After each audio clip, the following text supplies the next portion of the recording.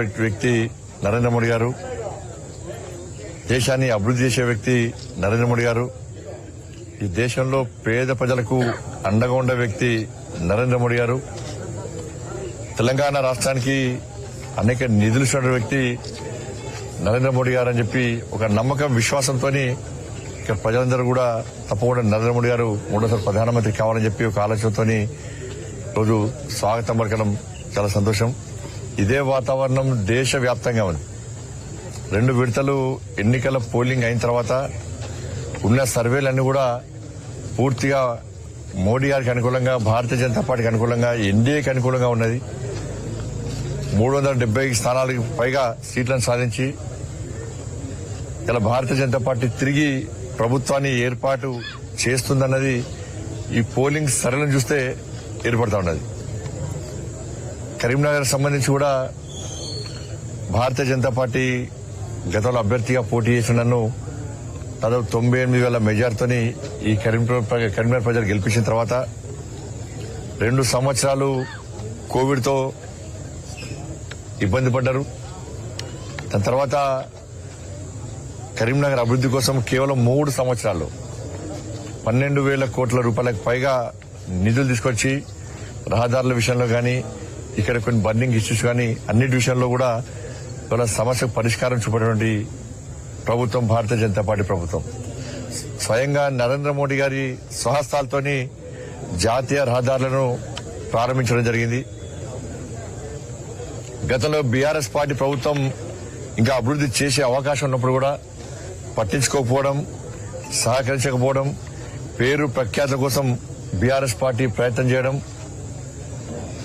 కేంద్రం ఇచ్చినటువంటి నిధులకు మ్యాచింగ్ నటి ఇవ్వకపోవడము, భూసేకరణకు సహకరించకపోవడము, అధికారులను బెదిరించడం, ఇవన్నీ కూడా జరిగినప్పుడు కూడా అన్నింటినీ తట్టుకొని దాదాపు 12,000 కోట్ల రూపాయలకు పైగా నిధులు తీసుకురావడం జరిగింది.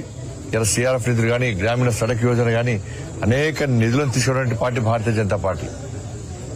కాబట్టి బీఆర్ఎస్ పార్టీ, కాంగ్రెస్ పార్టీ ఒక ప్లాన్ ప్రకారం ఇద్దరు ఒకటై, ఇద్దరు కుమ్మక్కై భారతీయ జనతా పార్టీని, భారతీయ జనతా పార్టీ అభ్యర్థులైన నన్ను గాని, నరేంద్ర మోడీ గారి పట్ల అసభ్య పదజాలంతో ఒక ప్లాన్ ప్రకారం అర్థం పర్థం లేని విమర్శలు చేయడాన్ని ఇలా కరీంనగర్ సమాజం గుర్తిస్తున్న విషయాన్ని ఆ నాయకులు గుర్తించాలి. వాళ్ళిద్దరు కూడా ఏ రోజు ప్రజలను ఆదుకున్న దాఖలాలు లేవు, ఏ రోజు ప్రజల గురించి పట్టించుకున్న దాఖలాలు లేవు. ఇప్పుడు పోటీ చేస్తున్న ఇద్దరు అభ్యర్థులు ఏనాడు రైతుల ఉద్యమాలు చేయలే. వాళ్ళ రైతుల ఉద్యమాలు చేసి కల్లాలకు పోయి, కొనుగోలు కేంద్రాలకు పోయి, లాఠీ దెబ్బలు తిని, రాళ్ల దానిని భరించి, వాహనాలు ధ్వంసం చేసినా, కార్యకర్తల తలలు చేతులు వల్లగొట్టినా కూడా అన్నిటికీ తట్టుకొని రైతులకు అండగా నిలిచిన వ్యక్తిని ఇలా కరీంనగర్ పార్లమెంట్ అభ్యర్థిగా పోటీ చేస్తున్నాను నేను. ఇలా నిరుద్యోగ సమస్య విషయంలో ఈ ఇద్దరు అభ్యర్థులు ఏ రోజు కూడా నిరుద్యోగులకు అండగా లేరు. నిరుద్యోగ సమస్యలు స్పందించిన దాఖలాలు లేవు. ఇవాళ టీఎస్పీఎస్సీ పేపర్ లీక్ అయితే అనేక మంది విద్యార్థుల భవిష్యత్తు నాశనమైతే, అనేక యువత భవిష్యత్తు నాశనమైతే దానికి వ్యతిరేకంగా ఫైట్ చేసి రాష్ట్ర వ్యాప్తంగా పర్యటించి అనేక ఉద్యమాలు చేసి ఇవాళ అప్పటి బీఆర్ఎస్ పార్టీ ప్రభుత్వం అక్రమ కేసు పెడితే కూడా ఇవాళ జైలుకు వెళ్ళినటువంటి వ్యక్తిని నేను. ఇలా మహిళల విషయంలో కూడా మహిళల మీద అత్యాచారాలకు వ్యతిరేకంగా ఫైట్ చేసినటువంటి వ్యక్తి నేను. ఇవాళ 317 జీవోకు వ్యతిరేకంగా ఉద్యోగులు, ఉపాధ్యాయులకు అండగా ఉండి వాళ్లకు భరోసా కల్పించే విధంగా రాష్ట్ర ప్రభుత్వం మీద ఒత్తిడి తీసుకోవడానికి ఆందోళన చేస్తే అప్పటి బీఆర్ఎస్ పార్టీ ప్రభుత్వం ఏ విధంగా దాడులు చేసి, నా కార్యాలయం మీద దాడులు చేసి నన్ను జైలుకు పంపినటువంటి విషయాన్ని వాళ్ళ సమాజం గుర్తుంచుకోవాల్సిన అవసరం ఉంది. ఈ ఇద్దరు అభ్యర్థులు ఏ రోజు 317 జీవోకు వ్యతిరేకంగా ఇప్పుడు పోరాలే, దాని గురించి ఎప్పుడు మాట్లాడాలి. వాళ్ళ రైతులు అకాల వర్షాలు నష్టపోతే ఈ ఇద్దరు అభ్యర్థులు ఏ రోజు రాలే. ఒక ఆయన ప్రభుత్వం పడిపోయిన తర్వాత ప్రభుత్వం వెనక మున్నొచ్చిను, ఇంకా ఎవరు తెలియదు. వాళ్ళ ఆర్టీసీ కార్మికులు చేస్తున్న ఉద్యమానికి సపోర్ట్ చేసి, ఆర్టీసీ కార్మికులకు భరోసా ఇచ్చి ఇలా ప్రభుత్వం మెడలు వచ్చినటువంటి వ్యక్తిని ఇలా మీ అభ్యర్థిని బండి సంజయ్ నేను. ఇట్లా అనేక సమస్యల మీద ఫైట్ చేయడంతో పాటు ప్రజా సంగ్రామ యాత్ర పేరుతోని తెలంగాణ రాష్ట్ర వ్యాప్తంగా 150 రోజుల పాటు పాదయాత్ర చేసి 1600 కిలోమీటర్లు పాదయాత్ర చేసి అప్పటి ప్రభుత్వం అడ్డుకున్నా కూడా ఇవాళ దానికి భరించి తెగించి కొట్టినటువంటి వ్యక్తి నేను. ఇవాళ వాళ్ళిద్దరూ 100 కోట్లు పెట్టి గెలిచే ప్రయత్నం చేస్తున్నారు. కానీ నా మీద 100 కేసులే. నా మీద ఇలా 100 కోట్లు సంపాదించి మళ్ళా ఎన్నికల్లో గెలిచి ఆ డబ్బుతోని వ్యాపారాలు చేసి 1000 కోట్లు సంపాదించాలని చెప్పి ఆలోచనతో ఎన్నికల్లో పోటీ చేస్తున్నారు. కాంగ్రెస్ పార్టీ అభ్యర్థి ఏ రోజు కరీంనగర్ ప్రజలు చూలే, ఎప్పుడు ఎక్కడ కనవలే. ఆయన ఎవరో ఇప్పుడు కాంగ్రెస్ పార్టీ నా కార్యకర్తలకే తెలియని పరిస్థితి. మేము ప్రచారానికి ఏ విధంగా పోతాం, మా అభ్యర్థి గురించి ఏమని చెప్తాం, మా అభ్యర్థి సాధించడానికి ఘనత ఏంది, ఆయన గొప్పతనం ఏంది, ఆయన సమాజం కోసం ఫైట్ చేసిండా, ఈ దేశం కోసం ఫైట్ చేసిండా, సమస్యల మీద ఫైట్ చేసిండా, దేనికోసం ఇలా ఆయన పోటీ చేస్తున్నాడు అని చెప్పి ఇలా వాళ్ళ కార్యకర్తలు ఇలా భారతీయ జనతా పార్టీ గెలవాలని కోరుకుంటా ఉన్నారు. ఇలా బీఆర్ఎస్ పార్టీ ఇదే వాకర్స్ రావడానికి బీఆర్ఎస్ పార్టీ అభ్యర్థి వస్తే ఇక్కడ గాని ఎక్కడ గాని ఇలా ప్రజలు నిలదీసిన పరిస్థితి. బీఆర్ఎస్ పార్టీ ప్రజాప్రతినిధుల విషయంలో, స్థానికంగా ప్రజాప్రతినిధుల విషయంలో ప్రజలను ఇబ్బంది పడుతున్న విషయాన్ని కూడా ప్రశ్నించిన సందర్భం. కేసీఆర్ ఏ విధంగా తెలంగాణ రాష్ట్రాన్ని మోసం చేసిండో మనకు తెలుసు.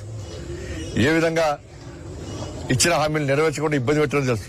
కాంగ్రెస్ పార్టీ ఇచ్చిన హామీలు నెరవేర్చకుండా ఏ విధంగా ఇబ్బంది పెడుతుందో తెలుసు. కానీ రాబోయే రోజుల్లో ఫైట్ చేయాలంటే, ప్రశ్నించేటువంటి వ్యక్తి కావాలంటే, దేనికైనా తెగించి ముందు పడేటువంటి ఒక వ్యక్తి కావాలంటే, కార్యకర్త కావాలంటే తప్పకుండా నన్ను ఆదరిస్తారని నమ్మకం, విశ్వాసం ఉంది. అందుకే ఇవన్నీ భరించలేకనే తెలంగాణ రాష్ట్రంలో బీజేపీకి అనుకూలమైన వాతావరణం ఉంది కాబట్టి ఒకవైపు కాంగ్రెస్ పార్టీ, మరోవైపు బీఆర్ఎస్ పార్టీ ఇష్టానుసారంగా వ్యాఖ్యలు చేస్తున్నారు. ఇలా కాంగ్రెస్ పార్టీ మాది బీజేపీ పాకిస్తాన్ జట్టాడ. ఇవాళ ఇండియా పాకిస్తాన్ మ్యాచ్ అయితే ఈ దేశంలోని ప్రతి యువకుడు భారతీయ జనతా పార్టీని తెలుస్తాడు. ప్రతి యువకుడు నరేంద్ర మోడీని తెలుస్తాడు. ఇండియా పాకిస్తాన్ మ్యాచ్ అయితే భారతీయ జనతా పార్టీని ఆ మ్యాచ్ లో చూసుకుంటారు. ఇండియా గెలిచిందంటే ఇలా భారతీయ జనతా పార్టీ గెలిచింది. ఎందుకంటే భారతీయ జనతా పార్టీ దేశం కోసం పనిచేస్తుంది, ధర్మం కోసం పనిచేస్తుంది. భారతీయ జనతా పార్టీ కార్యకర్తలు త్యాగానికైనా సిద్దమవుతారు దేశం కోసం. కానీ ఏ రోజు ఇండియా పాకిస్తాన్ మ్యాచ్ అయితే కూడా ఇలా కాంగ్రెస్ పార్టీని గుర్తించుకునే పసలేదు. ఇలా కాంగ్రెస్ పార్టీ ఒక వర్గం ఓట్ల కోసం కక్కుర్చిపడే ప్రయత్నం చేస్తున్నది.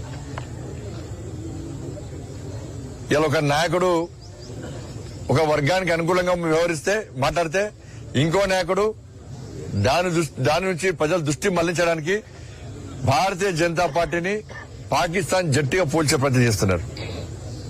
చూడండి, ఇది కాంగ్రెస్ పార్టీ అంటేనే అది ముస్లిం సోదరుల యొక్క పార్టీ, ముస్లింల యొక్క పార్టీ. అది ఆ పార్టీ మీ సొంతం. మీ యొక్క హస్తం లేకుండా కాంగ్రెస్ పార్టీ ఎప్పుడు కూడా అధికారంలోకి రాలే. ఇప్పుడు మళ్ళీ వస్తుంది అంటే అది ముస్లిం సోదరి మన యొక్క త్యాగం అని చెప్పి మీకు ఈ సందర్భంగా మనం చెప్తున్నాం. ముస్లింలు ఎక్కడుంటే అక్కడ అన్ని నియోజకవర్గాల్లో ఈనాడు కాంగ్రెస్ పార్టీ గెలవబోతా ఉంది. అంటే మీ యొక్క అల్లా దయ, అల్లా కృప ఈ కాంగ్రెస్ పార్టీ అంటేనే అది ముస్లిం సోదరుల యొక్క పార్టీ, ముస్లింల యొక్క పార్టీ. అది ఆ పార్టీ మీ సొంతం. మీ యొక్క హస్తం లేకుండా కాంగ్రెస్ పార్టీ ఎప్పుడు కూడా అధికారంలోకి రాలే. ఇప్పుడు మళ్ళీ వస్తుంది అంటే అది ముస్లిం సోదరి మన యొక్క త్యాగం అని చెప్పి మీకు ఈ సందర్భంగా మనం చెప్తున్నాం. ముస్లింలు ఎక్కడుంటే అక్కడ అన్ని నియోజకవర్గాల్లో ఈనాడు కాంగ్రెస్ పార్టీ గెలవబోతా ఉంది. అంటే మీ యొక్క అల్లా దయ, అల్లా కృప ఈ దీని నుంచి ప్రజల్లో కూడా వ్యతిరేకత వస్తుందని భావించిన కాంగ్రెస్ పార్టీ భారతీయ జనతా పార్టీని పాకిస్తాన్ జట్టు అని పోస్తున్నది. ఇలా నేను దాన్నే స్వీకరిస్తున్నా. ఇలా పాకిస్తాన్ జట్టు కాదు మరి. ఇలా ఐపీఎల్ మ్యాచ్ నడుస్తుంది తెలంగాణ దేశంలో. ఇండియన్ పొలిటికల్ లీగ్ మ్యాచ్ లో మా కెప్టెన్ నరేంద్ర మోడీ గారు. మీకు క్రికెట్ తో పోలుస్తారు కదా, అసలు కాంగ్రెస్ పార్టీ కెప్టెన్ ఎవరు? మా ప్రధానమంత్రి అభ్యర్థి నరేంద్ర మోడీ గారు. కాంగ్రెస్ పార్టీ ప్రధానమంత్రి అభ్యర్థి ఎవరు? ఈ దేశాన్ని రక్షించే వ్యక్తి కాంగ్రెస్ పార్టీలో ఎవరున్నారు? ఈ దేశాన్ని అభివృద్ధి చేసే వ్యక్తి కాంగ్రెస్ పార్టీలో ఎవరున్నారు? ప్రధానమంత్రి అభ్యర్థిని నిర్ణయించలేని కాంగ్రెస్ పార్టీ ఈ దేశాన్ని ఏ విధంగా పాలిస్తుందో ఇవాళ సమాజం ఆలోచించాల్సిన అవసరం ఉంది. అందుకే ఇండియన్ పొలిటికల్ లీగ్ మ్యాచ్ లో పక్కా 400 సీట్లు గెలుచుకొని భారతీయ జనతా పార్టీ తిరిగి అధికారం చేపట్టబోతున్నది. కానీ బీఆర్ఎస్ పార్టీని గతంలో ఏ విధంగా మోసం చేస్తే గుణపాఠం చెప్పారో ఈ పార్లమెంట్ ఎన్నికల్లో కాంగ్రెస్ పార్టీ ఉండే గుణపాఠం చెప్పాల్సిన అవసరం ఉంది. కేసీఆర్ చేసిన మోసాలను ఇప్పటికి సమాజం మర్చిపోతలేదు. అందుకే కేసీఆర్ మన ఏ విధంగా పొందబెట్టారో కేసీఆర్ పార్టీని మళ్ళీ ఎన్నికల్లో కేసీఆర్ అయిపోయిన కాలోజీ మాటలను పరాయవాడు తప్పు చేస్తే పొల్లి మేరో తరిమి కొట్టాలి.